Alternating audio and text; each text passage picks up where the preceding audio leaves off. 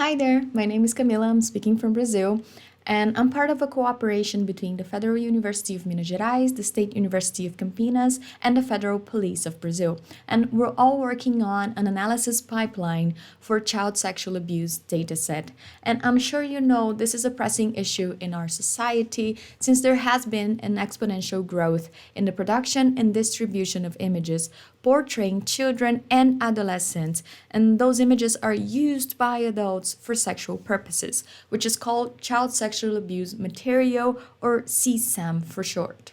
So, our institutions and law enforcement agencies spend a lot of time going through hard drives of suspects and several devices apprehended during investigations. And there are researchers all over the world working on solutions to expedite such an important task. However, we deal with a major issue of data inaccessibility, which is necessary, but it leads to a multitude of limitations throughout the entire research process. We have no knowledge on patterns or even biases present in the data, making it difficult to even have ideas or insights of what solutions we can work on, and it's even hard to compare our work against others since there's no established benchmarks, and we rely on partnerships with local law enforcement agencies in order to have a sample of real CSAM data. So, our research question is, can we have more transparency and ultimately improve CSAM detection as a research field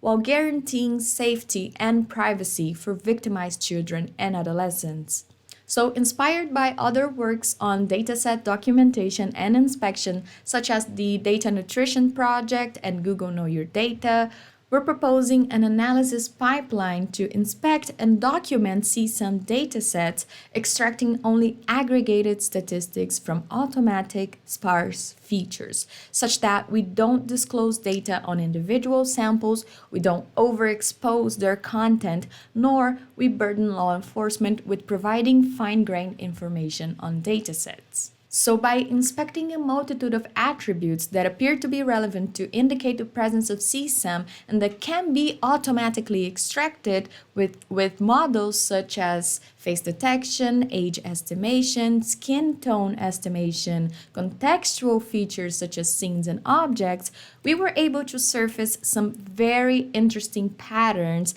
that were verifiably accurate on a case study we ran on RCPD, which is one of the few CSAM benchmarks available for testing. If you want to submit a model, please do. So the message here is that understanding CSAM data is paramount if we really want to introduce automation to the process of inspection, which seems to be the case. And if you come see the work of our team, you see that it is viable to inspect such sensitive data in a way that is cheap, relevant, and most importantly, safe. So thank you, and hopefully I'll see you soon.